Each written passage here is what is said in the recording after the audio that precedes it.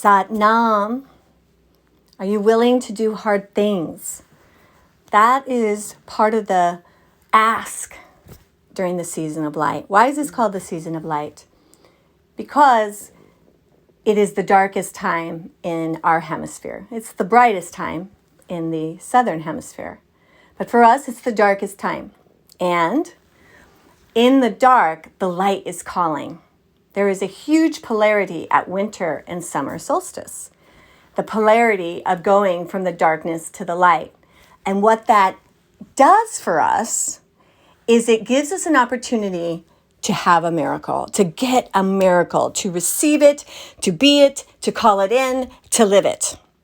And paradoxically, there's just as much a temptation to be darker, sadder, more evil than you ever have. And don't you see that in the world always this time of year?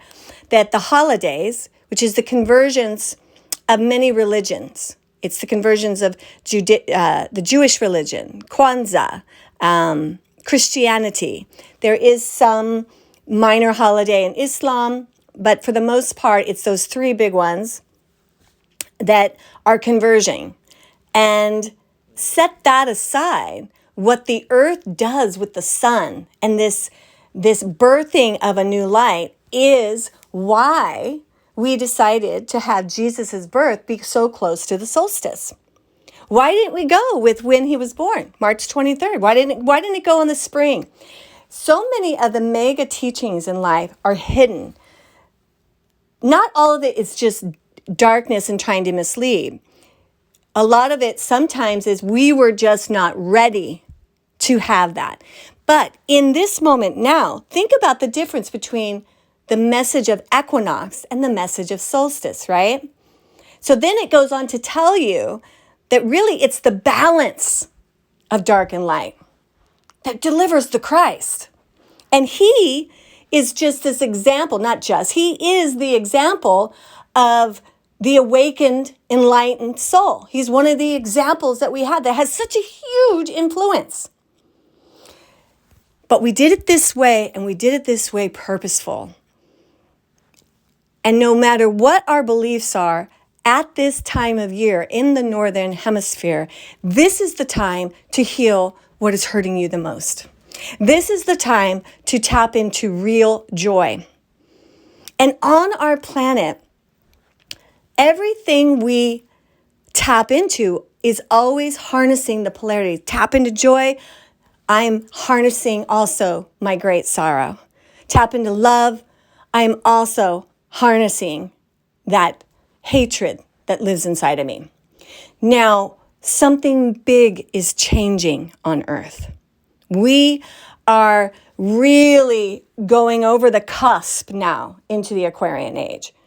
We're not fully in it, but one of the signatures, because these beings of light, our sun, our moon, our Neptune, our Pluto, all these beings help the Sophia, the mind of God, Adonai, her lover and protector, God the Father, uses this universe in this Milky Way. How we learn is through the family of light, the origin of light. And there's like 7 variations, so it can make sense to all the different peoples on Earth.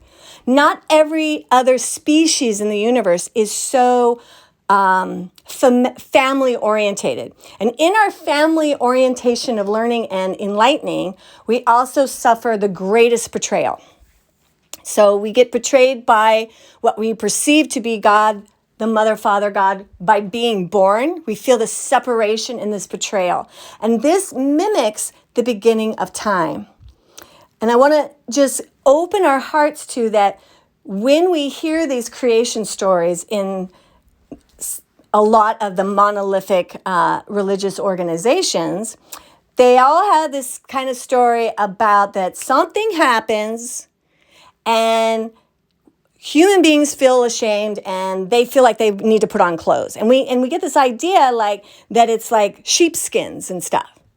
But the truth is it was a conscious decision with what we call Adam and Eve, the originals. You know, maybe it wasn't even just 2, but these original inhabitants of this high consciousness. And in agreement with the Creator, the great giver, we want to become physical. So right now we're walking around in the Garden of Eden because all of Earth is beautiful. But there is this pinpoint in Africa where it all began. And our consciousness said, we want to be a part of this earth. We want to become physical. So we went from becoming the light beings, to physical. And in that, we felt separation. Now, we knew this would happen. This was part of the conversation between the great giver and us that were the first humans. You're going to forget who you really are. You're going to forget me. The whole relationship of this is going to change. And Eve's wisdom was like, we need to do it so we can go through all this and remember who we are. So it also changes the idea of Eve as some kind of, woman who betrays humanity. No, she is like the Sophia, the wise one. In this kind of lineage, the Holy Spirit is wisdom, and it's feminine wisdom. And then the masculine wisdom guards and directs and is the dynamic energy moving forward like the sun never stops shining. We are at this place in our lives at Christmas time, at Hanukkah, at Kwanzaa, at winter solstice, when the influx of light seems to be far, far away. And so the light within us becomes so bright. And now with the Aquarian age dawning, we have better use of it because we are learning to not play in the polarity. We're actually learning the equinox wisdom must be a part of the solstice. What do I mean? So that love does not have to have the polarity of hate. Love has the polarity of neutral, of space to hold, so that when it is uncomfortable, when I am betrayed, when I get my feelings hurt, and I want to hate, I want to revenge, I want to condemn, that this practice of Kundalini Yoga has given me the strength to do my practice, to get my energy right, to clear my mind, and to do what would be the most productive thing, not just for me, but for everybody involved. Your prayers are more powerful right now. But I want to give you some tips on prayers. First of all, the great giver, the Ekonkar, already knows what you want. So there's no begging. You don't need to beg. It knows what you want. The prayer is this: thy will, not my will, be done.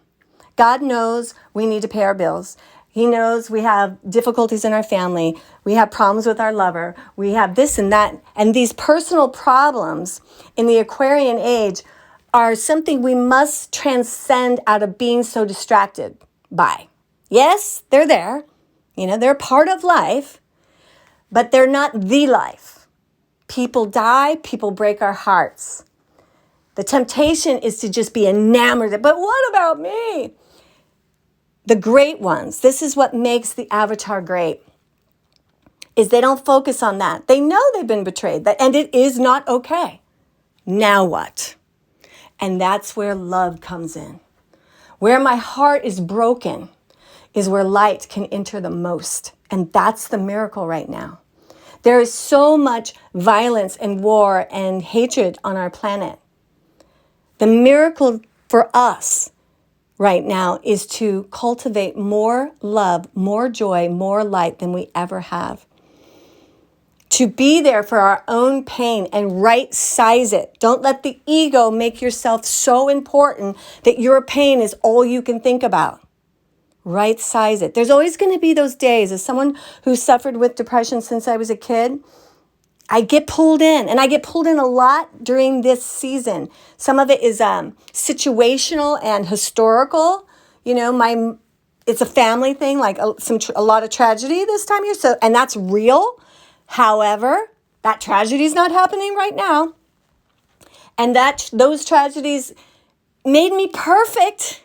Like it all turned out exactly wonderful now, and that's what I also want us to really trust in right now, as the light rises and starts to become bigger on winter solstice, that is when we have the tools and the capability of healing and really stepping into a new year as a totally different human being, if we're willing. And that leads me back to the beginning. Are you willing to do hard things? I am not going to have a lot of events. We're going to do the Tower of Light with Mother Mary tomorrow, Friday.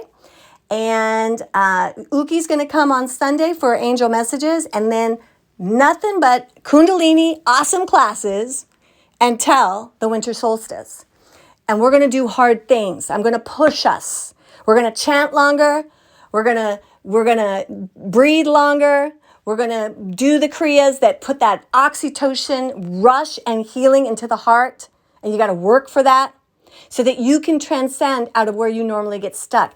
This is like the Saturn period of the year where the great teachers like, let's get you all fixed up. Let's get your energy right so we can elevate into the next year. And when we go into this new year, Pluto's going to be waiting for us. And Pluto's going to go back into Aquarius. And it's going to be this amazing, like the sun is going to go into Aquarius and Pluto's going to go back into Aquarius at 0 degrees on January 20th. Protect the Aquarian age. What does that mean? Do your Kundalini practice. Polish the ego. Right size, and I'm speaking to myself, Marcia, right size your self-centeredness. Your need to be important. Right size it. And we can't just berate ourselves, right? Shame won't work. We have to be merciful. We have to acknowledge, I know you're hurting. But the answer is this practice. The answer is this breath. The answer is walking in nature. The answer is being kind when you don't feel it. I promise you, if you stay the course, let's say you go to Kundalini once a week, go twice. If you go twice, go third. What am I saying? Up the ante, baby, up the ante. If you do not have a personal sadhana, start with a 3-minute something. Start. And you will notice even the smallest amount will make a huge difference if it's more than what it used to be. Because that is what winter solstice is, right? It's a calling on the light to get bigger. All you do is a little bigger, a little more. And the energy of this season will take care of it. And the miracle will happen. What miracle? What am I talking about? Every single one of us listening and at GDF and in the world, but all I can really do is GDF, needs a miracle. You need it. You know that thing you keep going back to, that way of thinking, that place that you're circling around and you want to be out of it and you want to stop thinking about it, but you can't. That's the miracle. That's the hugest miracle, is to unlock the mind from its mental intrigue so there is space for the light in the mind. As we move into the Aquarian age, we are going to really understand that there is nothing really fundamentally wrong with the brain. It's just simply not been trained. And Kundalini is going to give you your best shot at disciplining the mind so that it can work for the soul, so you can be the guru. Sign up for the Guru's You. I know. What? Yeah. I don't care if you want to be a Kundalini teacher. If you have been stuck in your life and you keep going back to patterns, maybe your ass isn't hanging up, but you're just not quite right. Do something big. And if it ain't the Guru Is You, which will be in April, something. Start thinking about it now. You got this. You are a miracle. And I promise you, if you up your Kundalini, if you let your prayer be, your will, not mine, be done, what the great giver will deliver is going to feel so loving, so joyous, so life-changing. And maybe it will be unspeakable. A lot of times we want, like the paralyzed person to walk, which is wonderful. Those things happen with miracles. But I'm telling you, the greatest miracle you'll ever have is to think differently. The greatest miracle is to move from fear to love. I love you. Sat Nam.